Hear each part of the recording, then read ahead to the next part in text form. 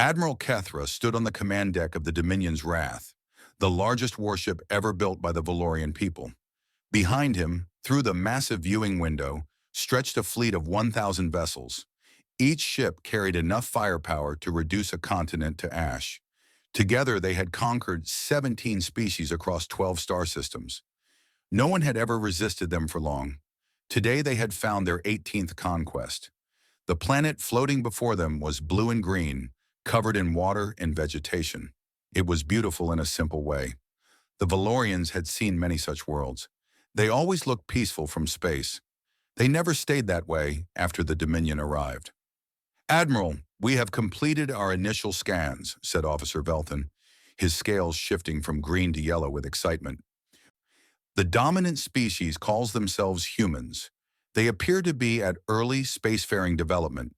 They have reached their moon and sent primitive probes to nearby planets. Nothing more." Kethra clicked his claws together in satisfaction. This would be easy. The humans had no interstellar capability, no energy shields, no plasma weapons. They were children playing with rocks while the Dominion wielded the fire of stars. "Begin standard subjugation protocol," Kethra ordered. "Broadcast our demands on all frequencies." The communications officer worked quickly at his station. Within moments, the message was sent. It was the same message the Dominion had sent to 17 other species. "Surrender immediately. Accept Valorian rule. Provide tribute and labor. Resistance means extinction." The fleet waited. On other worlds, this moment was always filled with panic. Desperate governments would contact each other. Military forces would mobilize uselessly. Citizens would flee to the countryside. Some species had surrendered within minutes. Others had tried to fight and died within hours. The humans did something different. The first response came from a place called the United States. It was a simple question asking if this was some kind of joke. The second response came from a place called Russia, demanding to know which nation was responsible for this prank.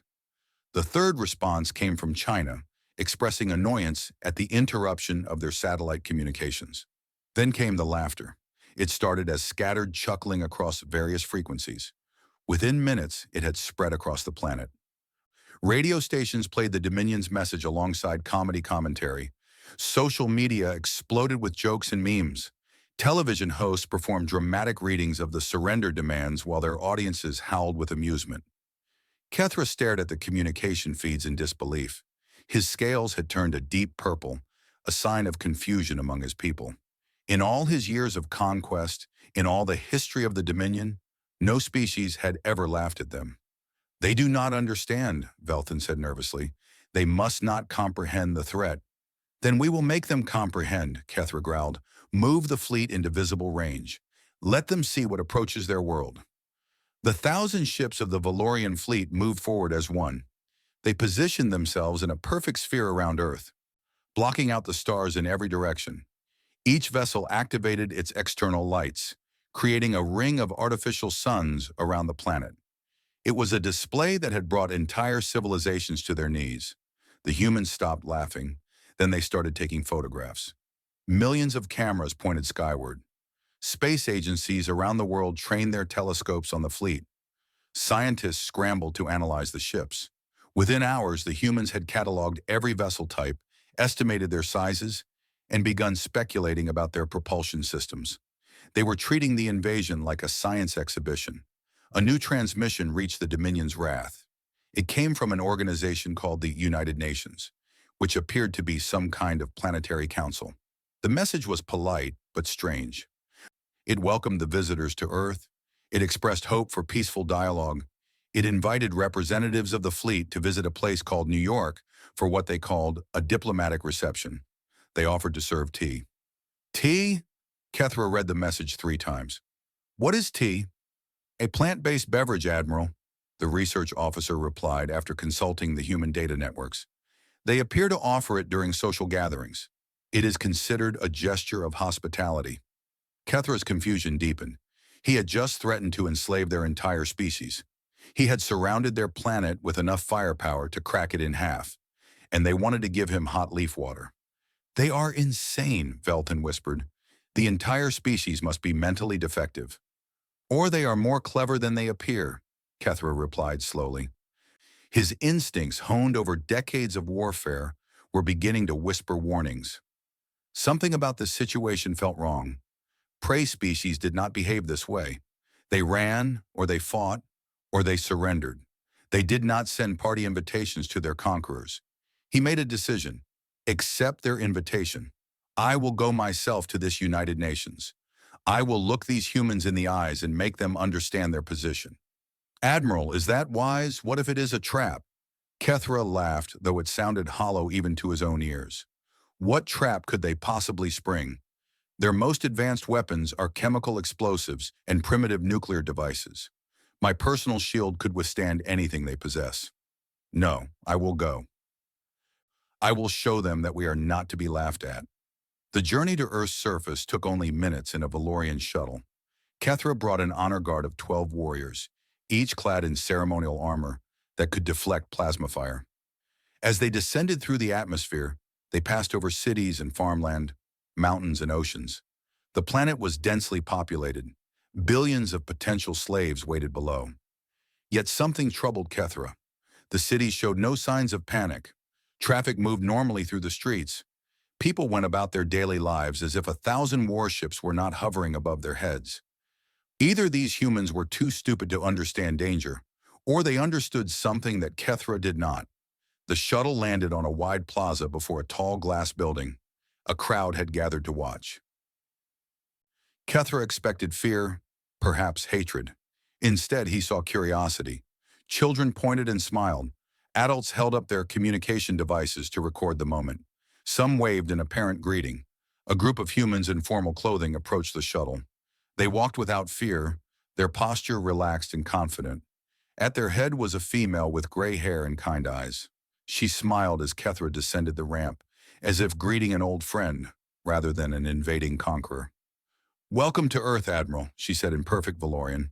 The translation was clearly aided by technology, but her pronunciation was surprisingly good. "I am Secretary General Maria Santos. We are pleased you accepted our invitation." Kethra towered over her. His armored form was designed to intimidate. His claws could tear through steel. His eyes glowed with bioluminescent fury. He had made battle-hardened warriors weep with a single glance. Maria Santos looked up at him and offered her hand to shake. "You do not seem to understand your situation," Kethra said, ignoring the offered hand. "My fleet could destroy your world in a matter of hours. Your species faces extinction or enslavement.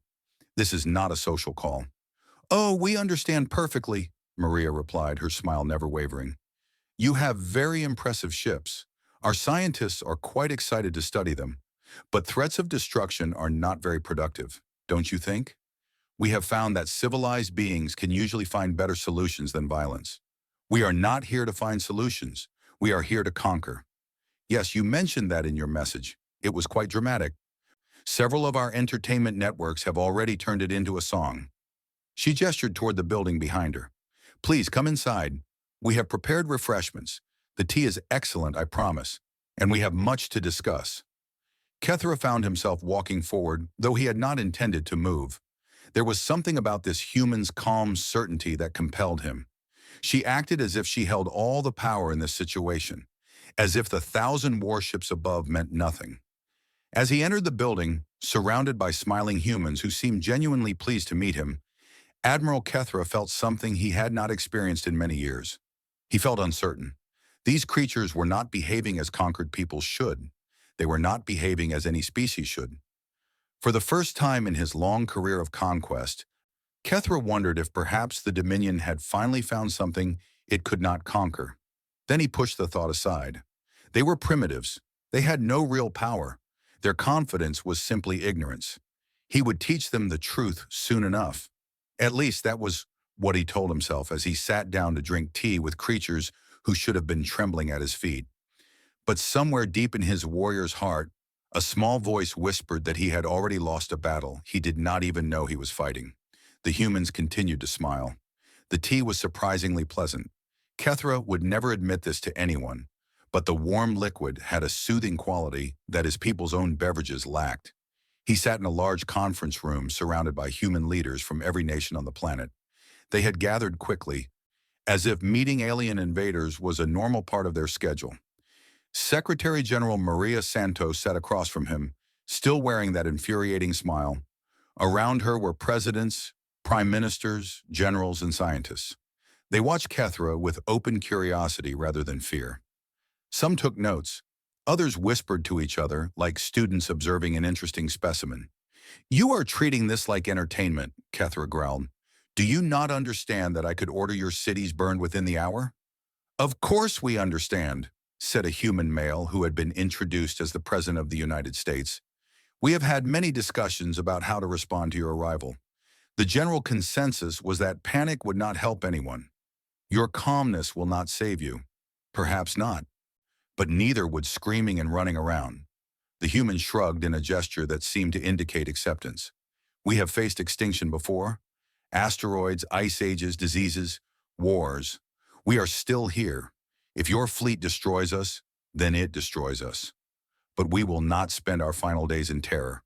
That is not who we are." Kethra felt his scales shift color again. This attitude made no sense to him. Every other species had begged for mercy. They had offered anything, promised everything, just to survive another day. These humans spoke of their potential extinction as if discussing the weather. "You speak of past threats," Kethra said slowly. "What wars? Our scans show you have achieved global peace." The humans exchanged glances. Something passed between them, a shared knowledge that Kethra could not read. Then Maria spoke. "We achieved peace relatively recently. Before that, we spent most of our history fighting each other. Terrible wars that killed millions. We invented weapons capable of destroying our entire species several times over.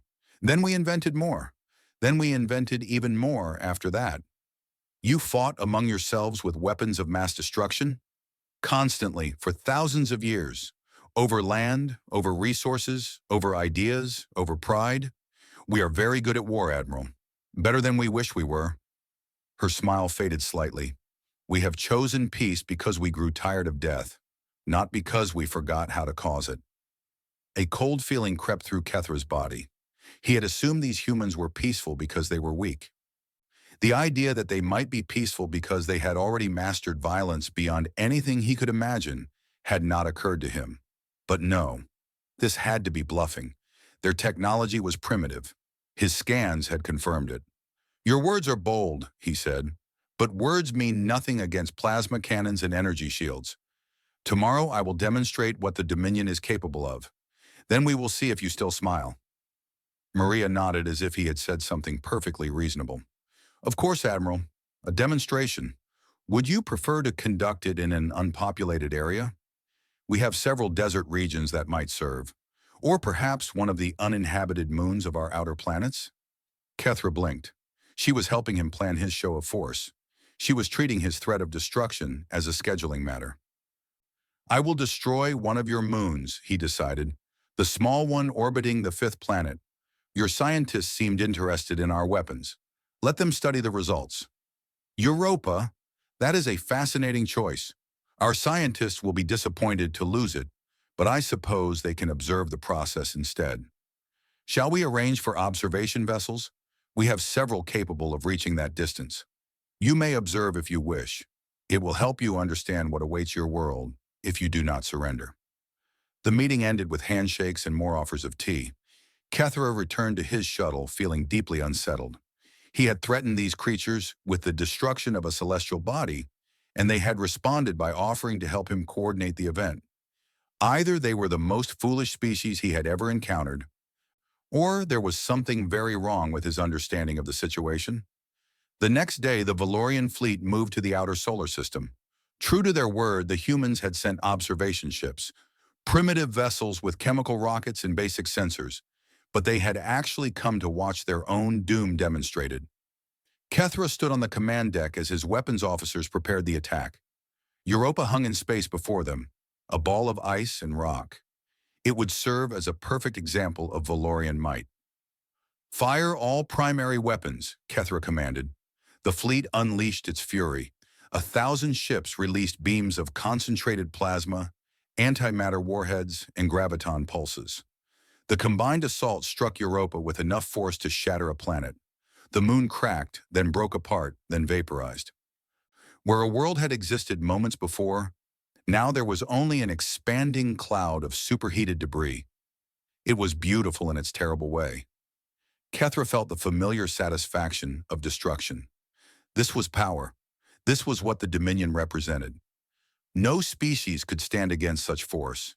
The human observation vessels were broadcasting the event back to Earth in real time. Kethra imagined billions of humans watching their moon die. Surely now they would understand. A communication request came through from the lead human vessel. Kethra accepted it, eager to hear the terror in their voices. A human face appeared on the screen. It was a young female with dark skin and excited eyes. She was smiling. "Admiral, that was absolutely incredible. Our sensors recorded everything. The energy output was beyond anything we theorized. Dr. Sarin Chen is crying with joy. We have so many questions about your plasma focusing technology. Would it be possible to arrange a technical exchange?" Kethra stared at the screen. "Your moon is destroyed," he said flatly. "I just demonstrated the death of your world." Yes, and the spectroscopic analysis was beautiful. The way the graviton pulses interacted with the antimatter detonations created energy cascades we have never observed before. Our physics models will need complete revision. This is the most exciting day in human scientific history. She was genuinely happy. She was watching the instrument of her species' potential extinction, and she was happy because she had learned something new. Kethra cut the communication. "Admiral," Velthan approached nervously, "the humans are requesting more data about our weapon systems. They want to publish research papers." "They want to what?" "Publish research papers. It is apparently a method of sharing knowledge among their scientists. They wish to inform their entire species about how our weapons function." Kethra sat down heavily in his command chair. He had just vaporized a moon to terrorize these creatures, and they had responded by asking for homework help. A new transmission arrived from Earth. It was from Secretary General Maria Santos. "Admiral Kethra, thank you for the demonstration. Our scientists are extremely grateful for the data. We have prepared a formal response to your demands and would like to deliver it in person. I am sending a representative to your flagship. Her name is Dr. Eleanor Chen. She is one of our leading diplomats and also a physicist. She is very eager to meet you."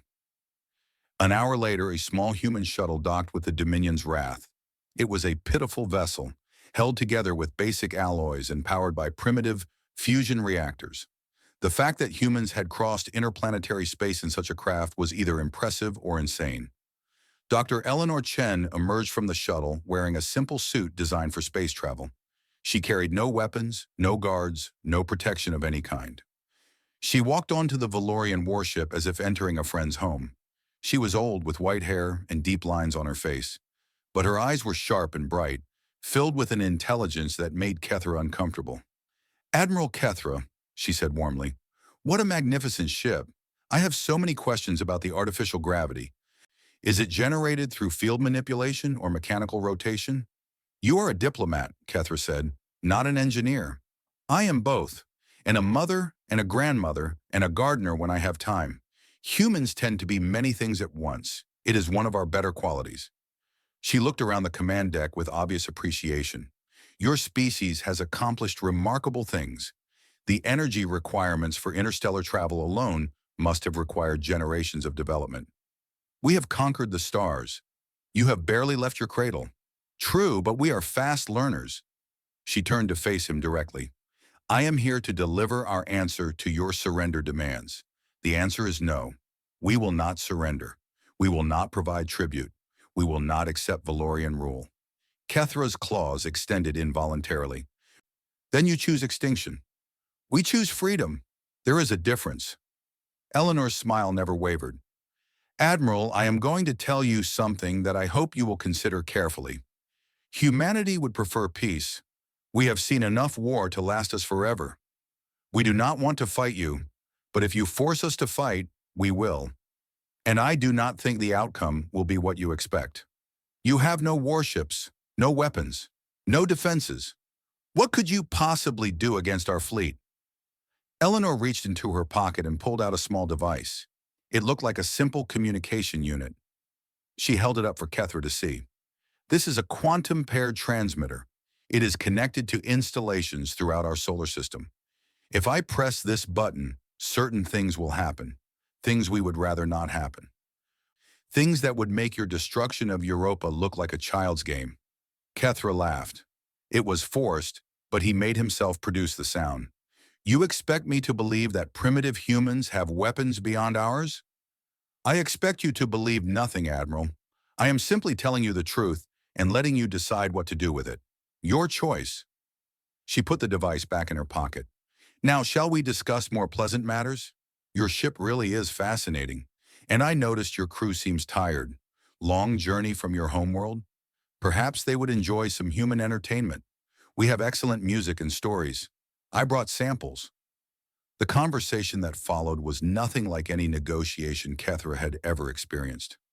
Eleanor asked questions about Valorian culture, shared stories about human history, and somehow made him feel like she was genuinely interested in knowing him as a person rather than an enemy. When she finally returned to her shuttle hours later, Kethra realized he had forgotten to threaten her even once. He stood alone on the command deck, staring at the debris field that had been Europa. The humans had watched him destroy a moon. They had taken notes. They had asked for more information. They had sent an old woman alone into his ship to tell him they would not surrender. And through it all, they had never stopped smiling. For the first time in his life, Admiral Kethra felt afraid of something he did not understand. He ordered his fleet to maintain position while he considered his next move. But deep in his heart, he already knew that everything had changed. These humans were not prey. They were something else entirely. He just did not know what yet. Admiral Kethra could not sleep. For 3 days after Eleanor Chen's visit, he lay in his quarters staring at the ceiling, replaying every moment of their conversation. Something was wrong. Something was deeply, fundamentally wrong with everything he thought he knew about these humans. On the 4th day, he summoned his chief intelligence officer, a methodical female named Sirketh, who had served the Dominion for over 50 years. She had analyzed the weaknesses of 17 species before they were conquered. If anyone could find the truth about humanity, it was her. I want a complete analysis, Kethra ordered. Not surface scans, not communication intercepts. I want to know everything about these creatures, their history, their capabilities, their secrets. Leave nothing unexplored. Sirketh's scales shifted to a determined gray. It will take time, Admiral. Their data networks are primitive but extensive. They have recorded much of their history in digital form. Take whatever time you need, but bring me the truth. While Sirketh worked, Kethra found himself thinking about Eleanor Chen. The old woman had walked onto his ship alone, knowing she could be killed at any moment. She had spoken to him as an equal, not as a conquered subject begging for mercy. She had mentioned installations throughout their solar system. She had spoken of things that would make Europa's destruction look small. Could it be true? Could these primitives actually have hidden weapons? No, it was impossible. The Dominion had scanned their entire system. They had found nothing but basic spacecraft and communication satellites. The humans were bluffing, using confidence to disguise weakness. And yet that confidence felt real. Eleanor had not trembled when she spoke of refusing surrender. Her voice had carried no fear, no uncertainty. She had simply stated facts as she understood them. Either she was the greatest liar in the galaxy, or she knew something that Kethra did not. A week passed, then 2. Sirketh worked without rest, diving deeper into human networks than any Valorian had gone before. She accessed historical archives, military databases, scientific records, and personal communications.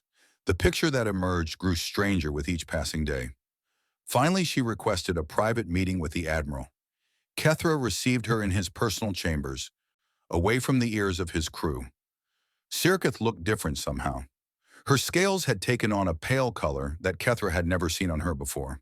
It took him a moment to recognize it as fear. "What did you find, he asked. Sirketh activated a holographic display. Images began to appear in the air between them.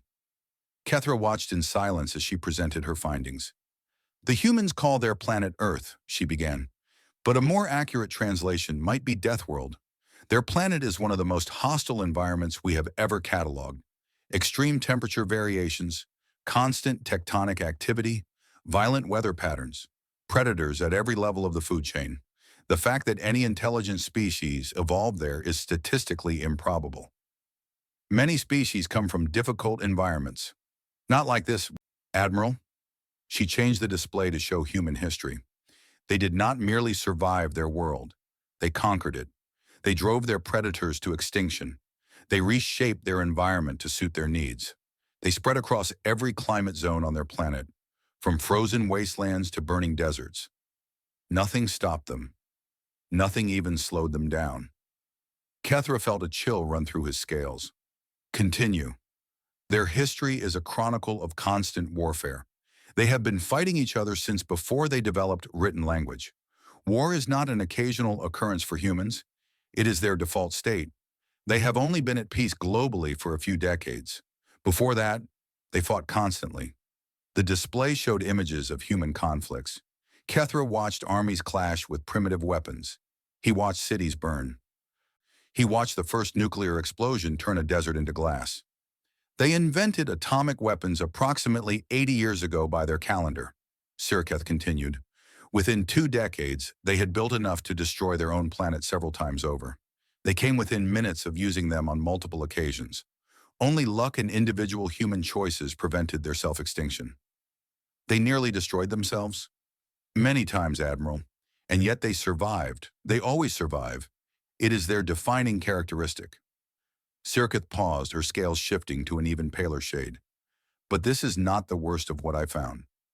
She changed the display again. This time it showed schematics and data that Kethra did not immediately recognize. These are hidden installations throughout their solar system. They do not appear on standard scans because they are designed specifically to avoid detection.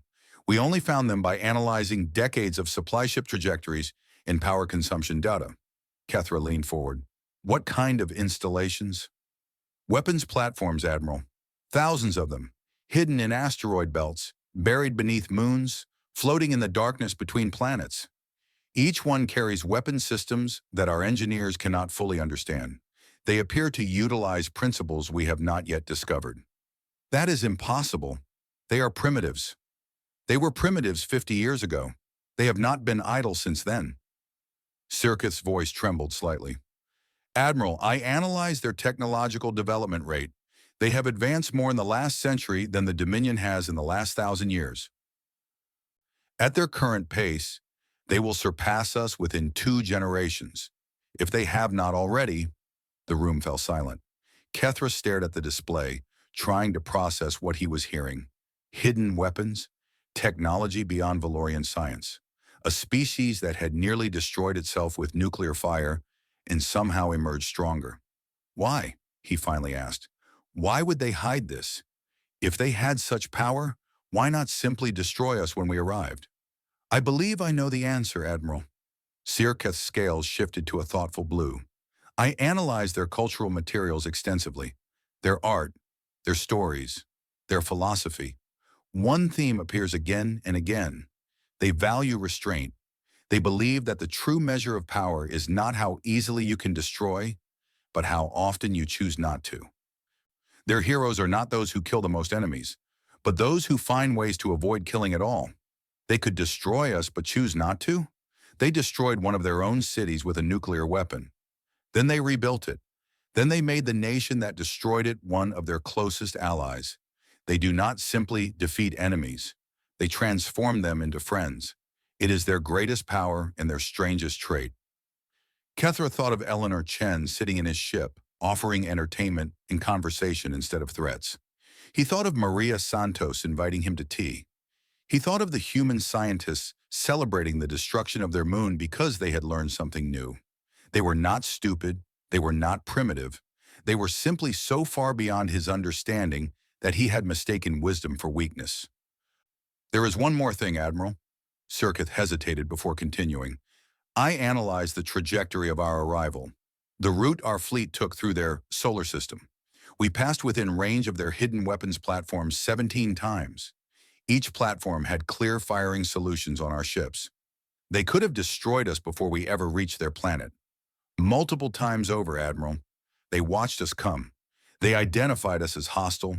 They calculated their chances of victory, and they let us pass without firing a single shot. Not because they could not stop us, but because they chose to let us have a chance to choose peace instead. Kethra sat in silence for a long time. Outside his window, the Valorian fleet floated in perfect formation, 1,000 ships that he had believed invincible.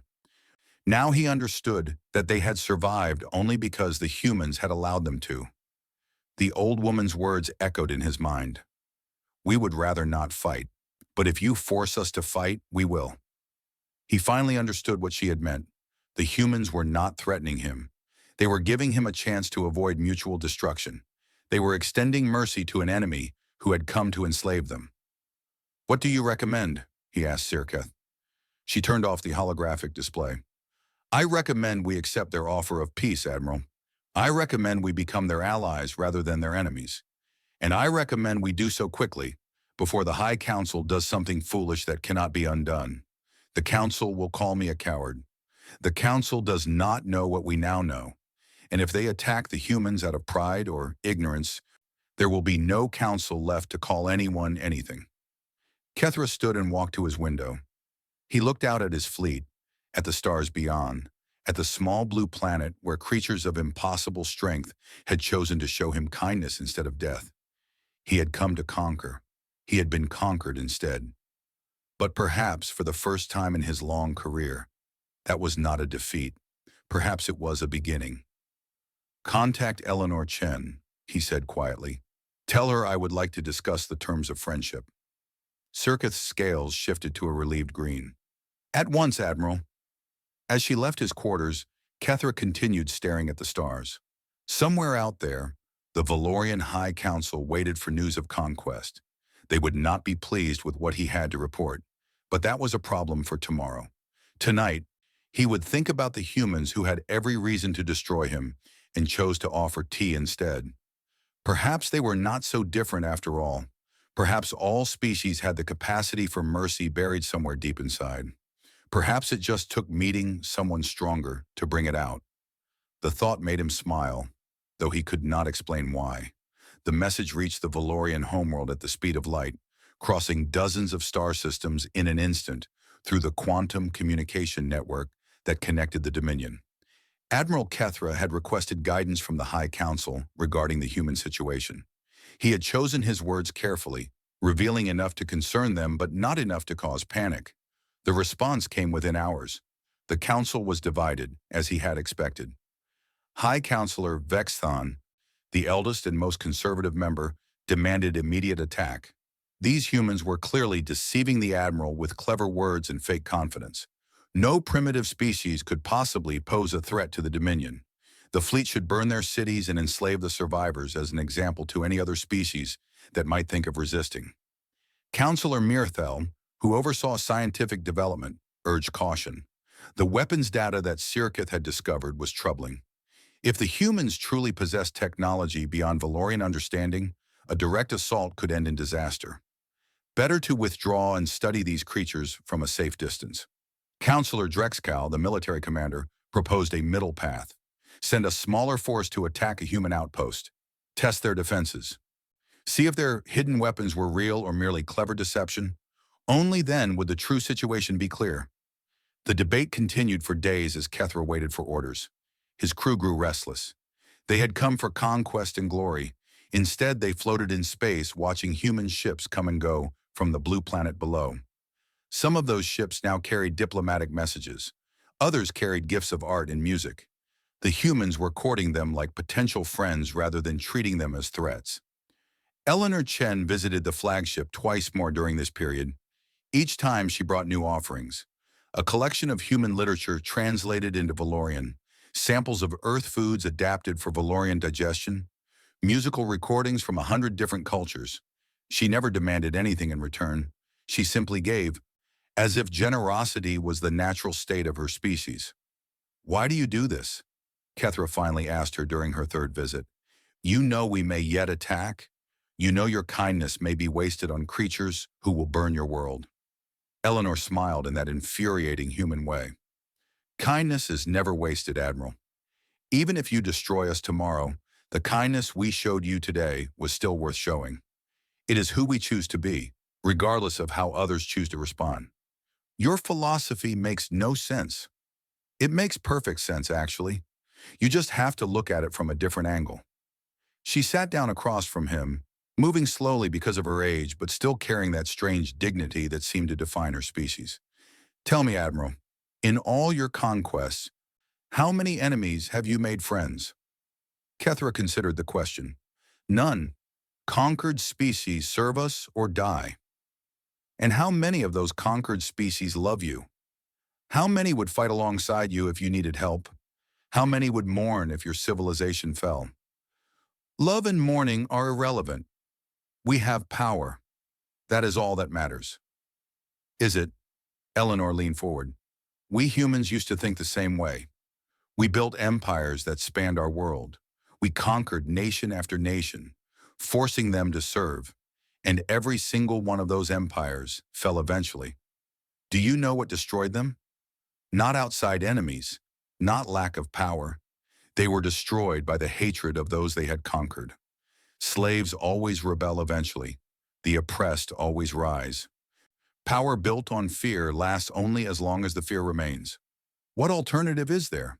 Friendship, alliance, cooperation. Power built on mutual respect and shared benefit. It is harder to build, yes. It requires patience and sacrifice. But once built, it lasts. Our greatest human nations today are not empires of force. They are alliances of choice. Nations that work together because they want to, not because they have to. Kethra thought about this. The Dominion ruled through fear. Every conquered species hated them. If the fleet ever weakened, if the military ever faltered, those conquered worlds would turn on them instantly. The Dominion held together only through constant displays of force. What would it be like to rule through friendship instead? What would it be like to have allies who fought beside you because they wanted you to survive? Before he could respond, a priority message arrived from the homeworld. The Council had made its decision. They had chosen war. A strike force of 200 ships was being dispatched to attack human colonies in the outer solar system. The attack would begin in 3 days. Admiral Kethra was ordered to lead the assault personally. He read the message twice, feeling something cold settle in his chest. The Council had not seen what he had seen. They had not spoken with Eleanor Chen. They did not understand that they were ordering the Dominion's destruction. Bad news? Eleanor asked, reading his expression. The Council has ordered an attack. I am to destroy your outer colonies. Eleanor's smile faded slightly, but she did not look afraid. She looked sad, as if mourning something that had not yet died. I see. And will you follow those orders, Admiral? Kethra did not answer immediately. He stood and walked to his window, looking out at the fleet he had commanded for decades. These ships had been his life. The Dominion had been his purpose. Following orders was all he had ever known. But following these orders would mean death. Not just for the humans, but for his entire fleet. He had seen the intelligence reports. He knew what hidden weapons waited in the darkness. The Council was sending him to slaughter, not to victory. If I refuse, he said slowly, I will be executed as a traitor. Yes, that is likely. If I obey, I will die in battle against your defenses. Also likely, yes. You are remarkably calm about the prospect of war. Eleanor stood and joined him at the window. I am too old to waste energy on fear, Admiral. I have lived a long life. I have seen my species almost destroy itself and then choose to build something better. If we must fight now, we will fight. If we must die, we will die. But we will not become monsters to survive. That is the one thing we will not do. What would you do in my position? She considered the question carefully. I would ask myself what kind of person I want to be remembered as.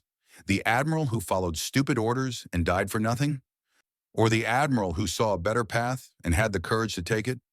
Taking that path would mean betraying everything I have known. Sometimes betraying what we know is the only way to discover what we can become. They stood in silence for a long moment. Through the window, Kethra could see human ships moving peacefully around their planet. Cargo vessels, science ships, passenger transports, normal life continuing as if 1,000 warships were not hovering above them. These creatures had already beaten him.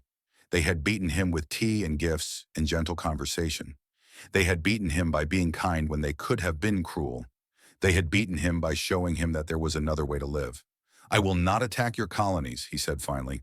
"What will you do instead?" "I do not know yet. But I will not be the instrument of my people's destruction. I will not lead my crew to death because the council is too proud to see the truth." Eleanor placed her old hand on his armored arm. It was a gesture of comfort, strange and unfamiliar, but somehow welcome. "Then perhaps there is hope for both our peoples, Admiral. Perhaps this is not the end of a story, but the beginning of a new one." Kethra turned to face her. "The Council will send the strike force whether I lead it or not. How can we stop them?" "We cannot stop them, but we can show them the truth. We can make them see what you have seen." A glint appeared in Eleanor's eyes. "I have an idea, Admiral. It is dangerous and perhaps foolish, but if it works, it might save both our peoples." "Tell me," Eleanor began to explain. As Kethra listened, he realized that this old human woman was not just kind. She was brilliant. Her plan was audacious, risky, and exactly crazy enough to work. For the first time since arriving in this strange system, Admiral Kethra felt something like hope. "We will need to move quickly," he said when she finished. "Then let us begin." Eleanor smiled again, but this time it was different. This time it was the smile of a warrior preparing for battle. "The universe is about to learn what happens when humans and Valorians work together. I think it will be quite impressive." Kethra found himself smiling back. It was an unfamiliar expression, but it felt right. The galaxy would never be the same. The strike force arrived 3 days later as promised. 200 Valorian warships dropped out of faster-than-light travel at the edge of the solar system. Weapons charged and ready for battle. Fleet Commander Torvex led the assault, a young and ambitious officer eager to prove himself to the High Council. He expected to find Admiral Kethra waiting with the main fleet, prepared to join the attack. Instead, he found something that made his scales turn white with shock. Kethra's fleet had repositioned itself between the strike force and Earth. 1,000 ships stood in a defensive formation, their weapons pointed not at the human planet, but at the incoming Valorian reinforcements. "Admiral Kethra," Torvex broadcast on the command frequency, "explain yourself. Why are your weapons aimed at Dominion vessels?" Kethra's voice came through calm and steady. "Stand down, Commander. There will be no attack today. I am ordering you to return to the homeworld." "You cannot give me orders. I answer to the High Council, and they have commanded the destruction of human colonies. Move your fleet aside, or be branded a traitor." "I am already a traitor in the Council's eyes. That changes nothing. These humans are not to be attacked. If you try to proceed, I will stop you." Torvex laughed, though it sounded nervous. "You would fire on your own people to protect primitives? I would fire on anyone to prevent a catastrophe. You do not understand what you face here, Commander. The humans could destroy both our fleets without effort. They choose not to because they hope for peace. Do not force them to change that choice." "Lies, propaganda. The Council warned me you had been corrupted by human deception." Torvex cut the communication. "All ships, attack formation. We will go through the traitor's fleet if necessary." What happened next would be studied by military historians across the galaxy for centuries. As the strike force moved forward, weapons ready to fire on Kethra's ships, something emerged from the darkness of space. Thousands of objects appeared on sensors, rising from asteroid fields and moons where they had been hidden. Human weapons platforms, each one larger than a Valorian battleship, each one carrying weapons that defied Valorian understanding. They did not fire.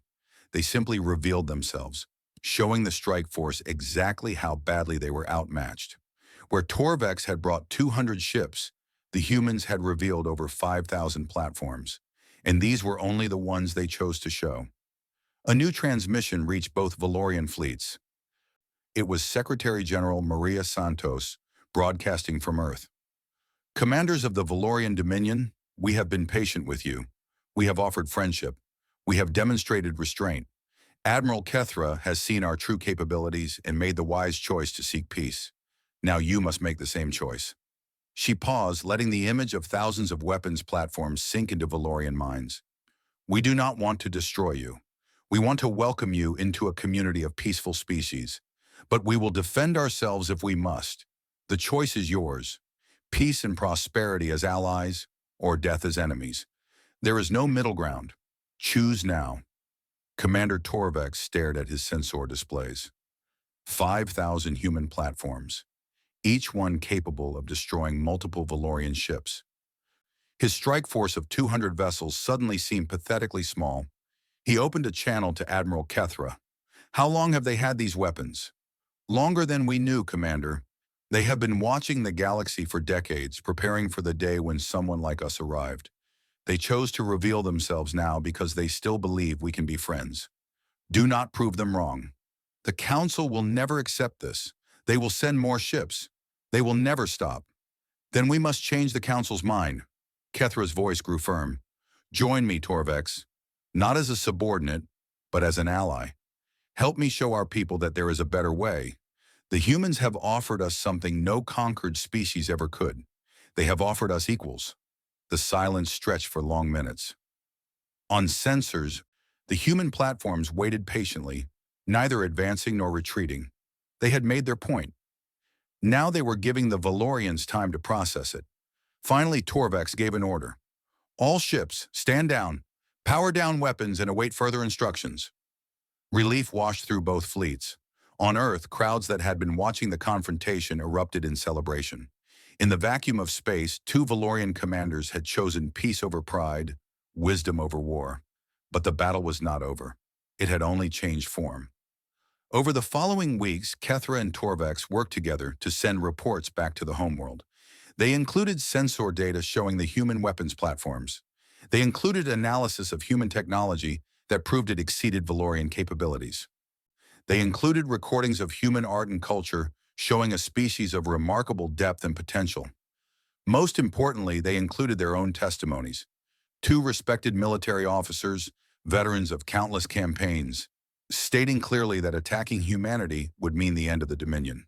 The High Council debated for months. Councillor Vexthan continued to demand war, refusing to believe that primitives could threaten the Dominion. Councillor Mirthel argued for careful study and eventual alliance. Councillor Drexcal, the military commander, was swayed by the evidence and threw his support behind peace. The deciding vote came from the Valorian public.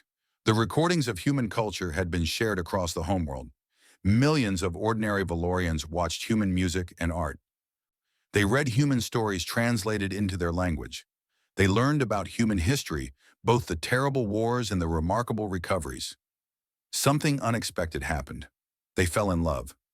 Not romantic love, but a deeper appreciation.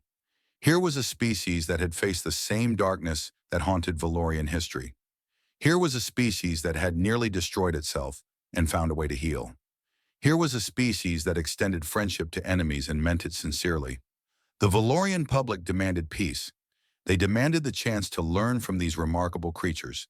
They demanded that their government stop clinging to pride and embrace possibility instead.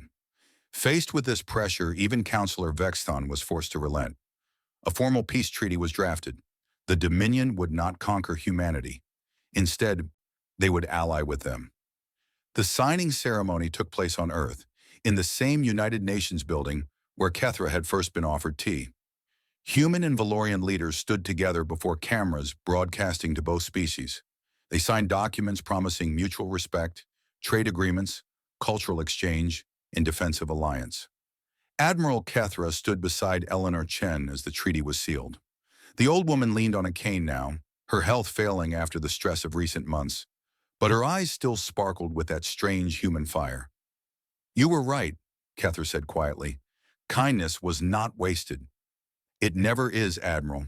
It never is. She smiled up at him. Thank you for having the courage to see the truth. Many would not have. Thank you for showing it to me. He paused, struggling to express emotions that Valorians rarely acknowledged. I came here to conquer your world. Instead, I found something I did not know I was looking for. What is that? Friends? Eleanor laughed, and after a moment, Kethra laughed with her. It was still an unfamiliar sound coming from his throat, but it felt more natural each time. The years that followed transformed both species. Valorians learned human art and philosophy. Humans learned Valorian science and engineering. Together, they achieved things neither could have accomplished alone. The Dominion stopped conquering and started building. Worlds that had been enslaved were given freedom and aid. Former enemies became trading partners. Other species in the galaxy watched in amazement.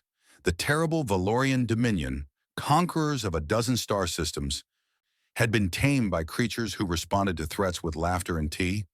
It seemed impossible. It was impossible by every rule of galactic politics that had existed before, but humanity had always specialized in the impossible. Decades later, when historians wrote about the first contact between humans and Valorians, they always noted the same remarkable fact. The humans had possessed overwhelming military superiority from the very first moment. They could have destroyed the Dominion fleet without effort. They could have established themselves as the new galactic power through force and fear. Instead, they had chosen to make friends. That choice changed everything. It proved that the cycle of conquest and domination could be broken.